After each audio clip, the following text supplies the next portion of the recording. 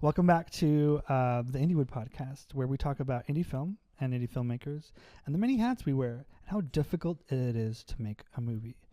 For those who are just tuning in, an indie film, an independent film, at least from our perspective, is something that is under a certain threshold, but also made outside of the studio system.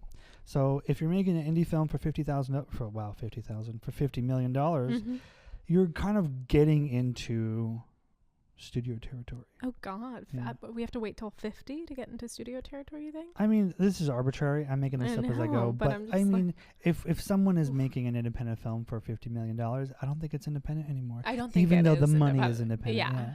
So Universal's picking up things for like $3 million now. Exactly. So, yeah. It all ends up in the studio system, anyways, down the line. It does sometimes. But indie films can be anything from something you make with your friends for $25 to $25,000 to $25 million.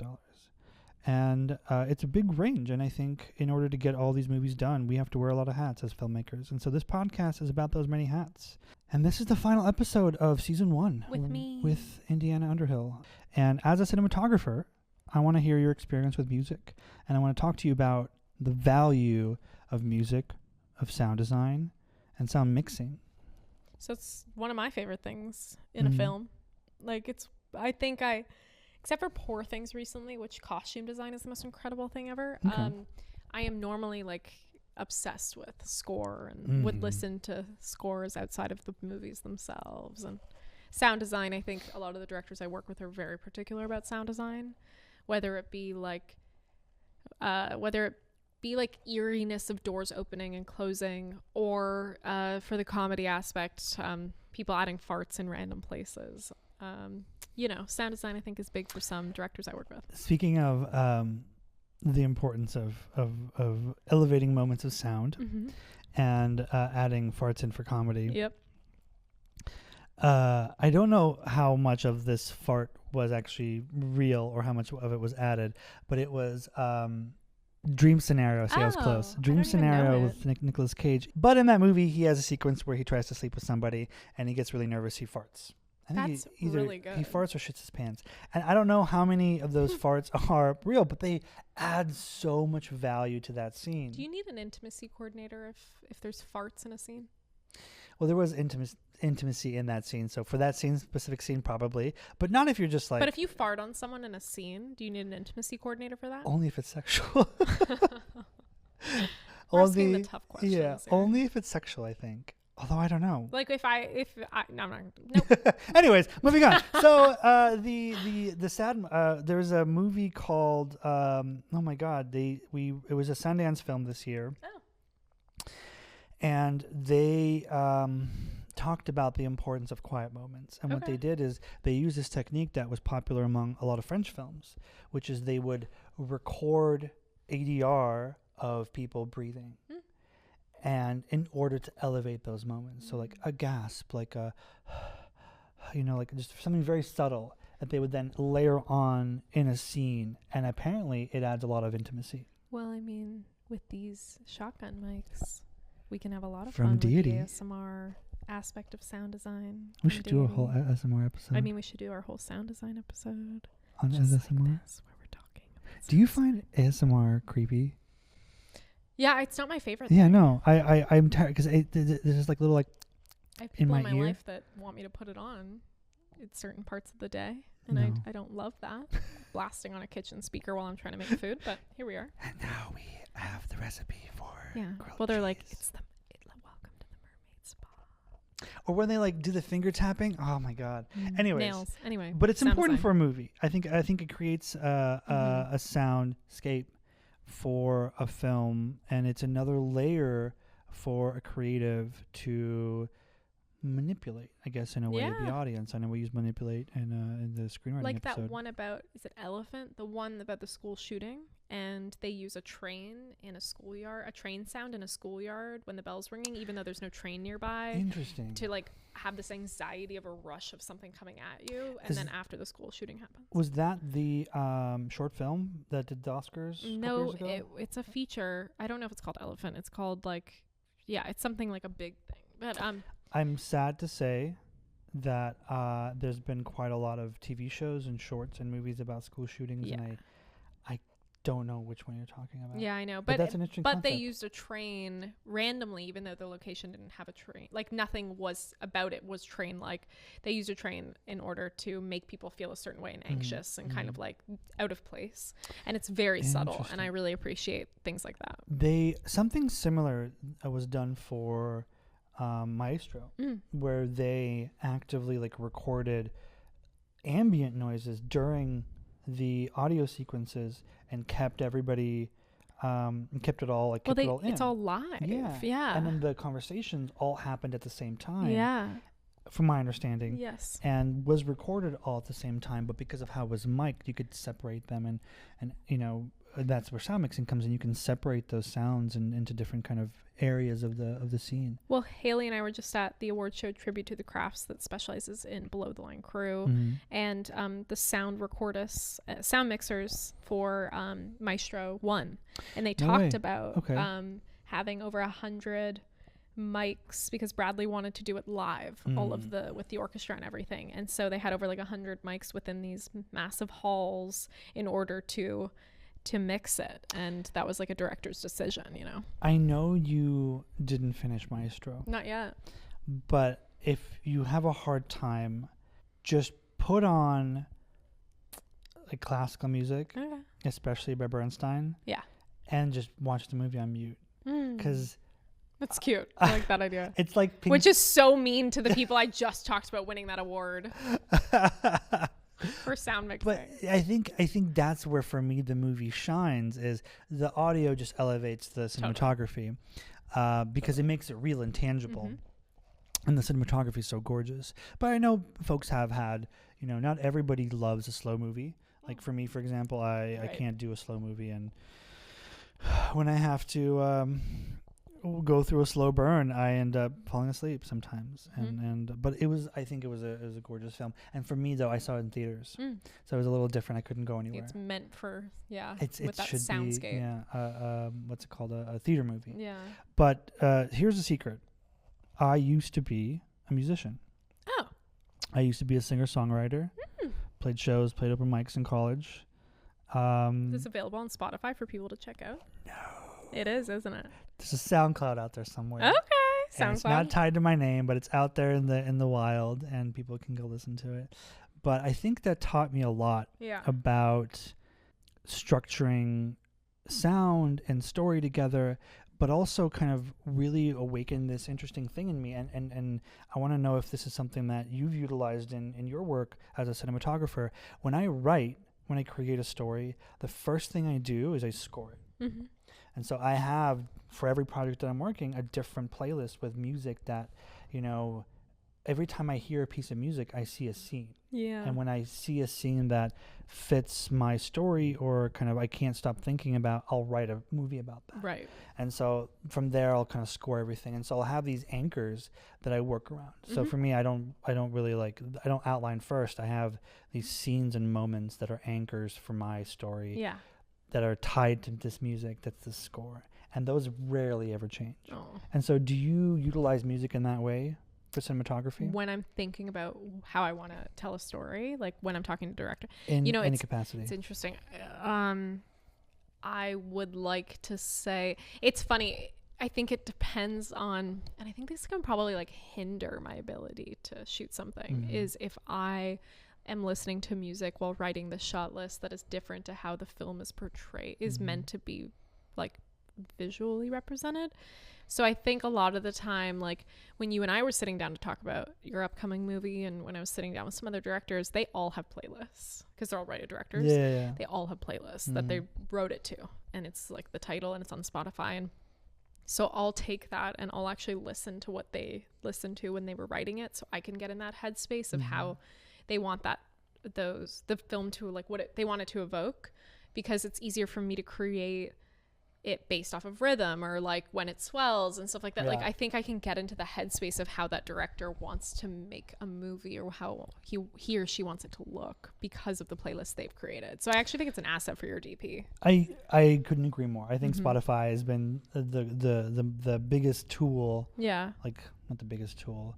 The tool that's received the most growth recently for me, at least, is that it's something I can use to convey my story or my visual kind of idea as a writer and or a director. And like Hawaiian jazz versus like classical music is going to be like a very different way of me starting to type out a shot list or ideas I have for that interview coming up. The coolest thing that I've noticed, though, as I was editing over the last 2 decades, almost, is that you can cut something and replace to a piece of music, for example, and then you can replace the music, and most of the time most of the cuts just work. It's weird. That's cool. And sometimes I'll do that just for fun. Like I'll when I used to do social media stuff, I would throw in a piece of music and it would be for dance, and I would throw in just random clips. Yeah. Just to fill in the gap of that 30-second music clip, and it would just work. I mean, you have such a history of music in your life because your mom is a ballerina. It's true. I used to be a ballerina. I didn't know that. A long time ago. Too long ago. Yeah. So all of that is very much a part of like your process, I imagine. Yeah. I don't know where kind of the music came from, but I think it's crucial, and I think it should be crucial to any workflow, because even in, for example, action sequences, you know, there is a choreography, there's a rhythm, there's a you know, something you can tie to music. And I think it's such a fundamental part of the visual. You know, we don't hear music, but we feel it. Yeah. You know? Yeah. And when it comes to scores, like just orchestral scores, if it's good and the story is good, you don't notice it. Mm-hmm. It just becomes a part of just like cinematography. The vibe, yeah. They're like the best cinematography is the stuff you don't see because it blends so well into the story that you're not taking away from it by having beautiful imagery. Exactly. Yeah. Exactly. And so it's the same with music, I would imagine. Yeah. And I think it also, when it comes to cinematographers who want to utilize music in their workflow, and I think this is something I picked up from music videos, is like knowing when, like how to stay with a beat, you know. And it's just like for drummers or for people who listen to hip hop or just, you know, whatever, EDM, even classical, there's a little bit of a drop there. It's important to understand the beat, not only of the song, but the scene and the movement and the story within it. You're so funny because you bring up music videos, and I'm in such a narrative brain currently, but during the pandemic I like just worked with one music video director like 25 times or something, and so I forgot how many times I would listen to those songs on repeat while shot listing and trying to figure out choreography and trying to figure out what move would look good here, because for music videos it's like most of the time it's like how flashy can I be with trying to entice an audience into the sound, but it has to feel like it's made for that music. And I remember there was one we went to Greece for, and there's like this old Greek instrument that they put into a pop song, and it has like a nice little moment before the next like verse kicks in. And I remember writing for that shot list and proposing to my director, just being like, it's like a long, like steady cam quickly running back as the artist is standing in place before we cut to the next location, because you just have these cues of like, you have real timing and real beats that you know you're cutting to, and what I can expect to give a director, which is cool. It's interesting that you use the word cues, because I grew up in the theater, and in the theater you have cues for sound, for lighting, for stage, and if you start thinking about your composition, your storytelling, how you block your scenes, how you write, the beats of your story in cues, you start to kind of see the thread that combines them, because it's all the same thing in just different mediums, and it's all crucial to kind of have these things layered in your story, no matter if it's for $25,000 or $25 or $25 million. it's important to have these layers. Yeah. And kind of make your film like an onion. Can I talk about a red flag I have with sound design? Yes. Yeah. Something that really irks me is when people do like the ringing sound when there's like confusion or when like someone is like waking up and there's like, or like an ambulance went by and like, you know, the ringing sound where all it is ringing bothers me because it feels cliche at this point. You're right. It feels like there's ways of doing it. Yeah. For me, it reminds me of my tinnitus. There you go. Because it's very much that. I spent one too many times in the front row of a concert. There you and go. so my left ear is like mild tinnitus. Yeah. And so when I go to bed brutal. and it's quiet, it's like, yeah, I can't stand it in movies. And I maybe it's an anxiety device, and so maybe it's successful in what it does, but also I just think there's different ways of doing it now. I feel like it's time for a change. It's time for a new je ne sais quoi. How do you feel about, because so at AFI they teach the directors and editors not to use music in their films as much as possible. And I think it's because they want to be like, you should be able to tell a story without music, but I also think music is a huge part of that. I will go back to my previous kind of statement, is that every single part of this stack of layers that is your film, writing, scenes, beats, blocking, stage direction, or, you know, whatever, camera direction, sound cues, your orchestral score, your needle drops, which is a little different because orchestral score is your stuff that you've recorded with an orchestra specifically for your film. A needle drop is when you drop in a what do you call it? Just a song. Cool. Like a pop song. I didn't know that. Song. New term for me. I love it. And you drop a needle, you know, boop, and the music plays. Pin drop. Exactly. Yeah. And so I think every single layer of that is the same because you're telling the same story using different mediums, like using different brushes, different paints, you know, spray paint, acrylics, oils. It's different, but you're telling the same thing. Right. And then they also have to support each other. And so I think why they are. Do you know why they say that? No. Okay. I think we all know it's probably because you want to tell a story without relying on music. Yeah. And when they feel like they're ready, then they can add in music. But it also just, I feel like and I don't think it's an AFI thing. I think it's just maybe a lack of education around how to work with a composer, what that relationship looks like, and also like how to design it for your film. There are drawbacks, I think, because if, for example, I've heard the story where a director has a song that they've cut to, and then when they get to the composer, it's like, well, I have this song that I've been using, you know, and it feels like they either want that song copied or the composer isn't given the room to create. It's not collaborative. So I get why, but I think if you're evident of those pitfalls and those issues, why not? I mean, it's if it helps you be more creative, you know, I think do everything you can. It's you're using every tool in your toolbox. So my final question for you is two final questions. Great. Actually. Okay. What's the most unconventional tool that you have in your toolkit? As a DP? As a DP. Related to sound and music? Anything. Oh. Yeah. Unconventional tool in my toolkit.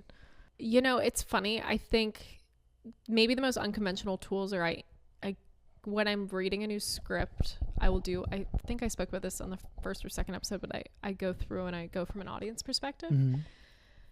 Then on that second pass, when I'm starting to break it down, I think like a tool I'm using quite often is that I will rewatch the films that are my favorite films and really break down my scenes that are related to that script and analyze why it works so well in that thing and what the rules are they created and how we can avoid the pitfalls. So like Lord of the Rings, one of my favorite movies. So real quick, your unconventional tool is other movies. Yeah. That's so cool. My unconventional tool is going to my favorite scenes that could, like if it's a walk and talk or if it's two people talking or fighting, like Carol, for instance. If a director is talking to me about a scene where a couple is fighting and they're talking about it in maybe a conventional way of doing it, something I always go to and show them as a reference of how we can do it differently, even if we don't do it that way, is Carol, because there's a couple fighting and it's in a oneer where the camera is static. I think there's maybe a little movement, but the camera is pretty static. And whoever's in the right or whoever's making a good point is blocked into the light. and they're moving around the apartment, and they stop in the light or they go into the shadow when they're losing or they're winning. Oh, that's fun. Okay. And it's really fun because I think it gives an option to a director to see it in a different way. And I don't think it's let's copy it. I think it's more like let's use that as inspiration of how can we kind of divert or like subvert expectations. And I think that's maybe like a tool everyone uses as like references. Yeah. But I'll use it as like a visually communicate with my director on like, we can do it a different way though, you know? And I have a bunch of those to go to that I always go to.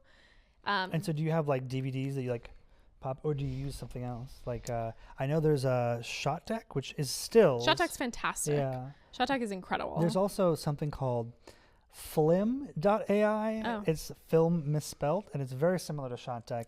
And I used it for quite a while, but it's a very similar vibe and very cool aesthetic. And you can go by genre, style, color, you know, what's in the frame, and it uses, I think, an AI algorithm to kind of sort everything like that. You know what I'll also do is I call up my rental houses that I work with, and I talk to them about the script, and I get ideas for new stuff they have in and what they would recommend.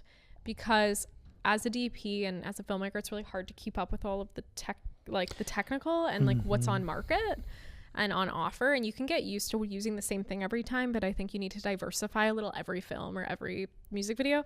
So I'll call like, you know, the lens techs at Keslow or at Hawk or like Genie houses, and I will just be like, I am doing something where it requires it to look like this 1950s beauty lighting, but you know, what kind of new stuff do you have that you like that you've been testing, or what products have you gotten in? And a lot of the time, you know, they'll work with me to find options. And you don't even, I mean, it's like, you don't even need that budget to like, people are like, oh, I went to Panavision, they made me a special lens. That's not what I'm talking about. It's more like, what is a tool I haven't used yet? Because I work with you all the time and you know what I've used. And I think the unconventional aspect is like leaning on your community in a way for the people that have unexpected solutions. And so I think this is an interesting question to ask now that you've said leaning on your community. Yeah. How, for filmmakers starting and for filmmakers that are just in LA or in a market with a thriving film community, what is your advice to them for developing a community of their own? Join Cinematography for Actors. I don't want to plug my own company, but that's why I started it. So with Haley, my co-founder who is producing these episodes with us, and how Yara and I actually know each other, and how Yara knows Haley, and you're in the CFA studio right now. We started this to bridge the gap between talent and crew. Community's always been really important to me, and you know that. And so we started CFA to have community events, to have events that are technical, that are events for speed networking, that make people feel like they have a home if they weren't from here, or if they're from here, another home.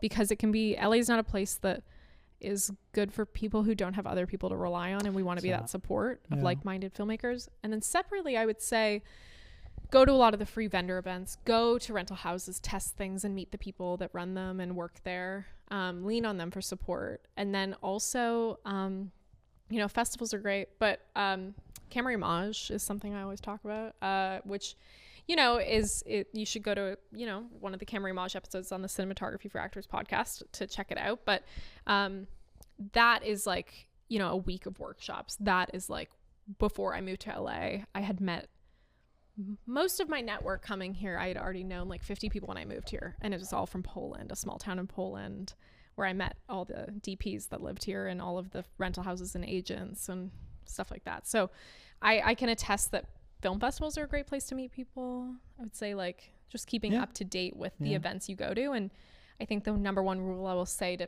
make people feel more comfortable with going to stuff is that everyone else showed up because they wanted to meet people too. There's a reason they're there. And so don't feel awkward about going to networking events or going to mingling or mixers, because they're there for the exact same reason that you are, and it's to meet people. That's phenomenal advice. And I'll add to this, you know, which kind of, if for those, this might be better advice for folks living outside of Los Angeles. Yeah. In a different market. Yeah. Did you say not Los Angeles? No, Los Angeles and different markets. Okay, great. Yeah, Okay, so both. So because it's important for LA, because everyone's coming to LA, and everyone don't leave LA, come back.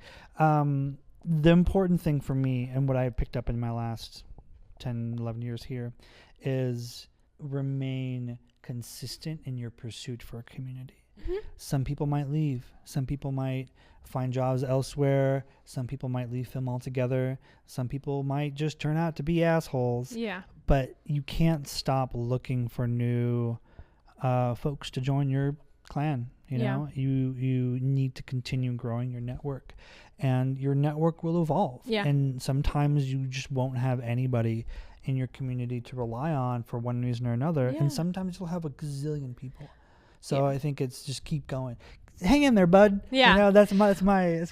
I want to be the person that someone can come to and be like, do you have a contact for this? And I say yes, and I can give 3 contacts. Like, I want to be the person that can connect other people, and I think I do a pretty good job of it. I enjoy doing it. You're similar. I love doing it. But I love someone messaging me being like, do you know a good sound mixer? Like, do you know a composer? And like, I'm a DP, obviously, but you know, I'm co-founder of this company, and that's how I know a lot of people too. But just I want to be the person that connects other people, and I think it's always good if you are mingling and expanding your community, like you're talking about, to expand outside of the people that you need and more like the people that are like-minded. So don't think of it as a necessity, like I need to know directors and directors only, and I'm not going to talk to that mixer, I'm not going to talk to that colorist because I don't need them. I'd hang, you know, and those people are working with the people that are the necessities. So just because you don't work with a sound mixer on a daily basis doesn't mean that sound mixer isn't also a DP or isn't also a writer or a VFX especially artist. Indiewood. Yeah, especially for independent film. There you go. And with that, thank you for this wonderful 4-episode season. Oh, I'm so honored to be your first co-host. Indiewood Podcast. Yeah. I think there's a lot of nuggets of cool wisdom and knowledge in here for filmmakers to explore and ask for more clarification. Where can they find us, Yaro? So we are on Instagram. Okay. At Indiewood Pod. I am personally at iYaro87. Were you born in the year 87? Was, Is that why it's 87? It wasn't weird until recently. Like I'm like, oh shit, I'm old. But yeah, 87. Great. And so I used to have my gamer tag is iYaro and has been for like a decade. Oh, funny. And I use it for everything. And like iPod iYaro and YARO, not like the root. Thank you so much, Yaro, for having me. I really appreciate it. Of course. Thank you. Until next time. Thank you for listening to the Indiewood Podcast. You can find us on anywhere you find your podcasts and on Instagram at IndiewoodPod. From the CFA Network, Cinematography for Actors is bridging the gap through education and community building. Find out about us and listen to our other podcast at cinematographyforactors.com. Cinematography for Actors Institute is a 501c3 nonprofit.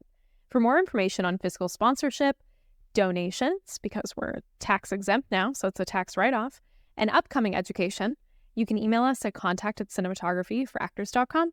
Thanks.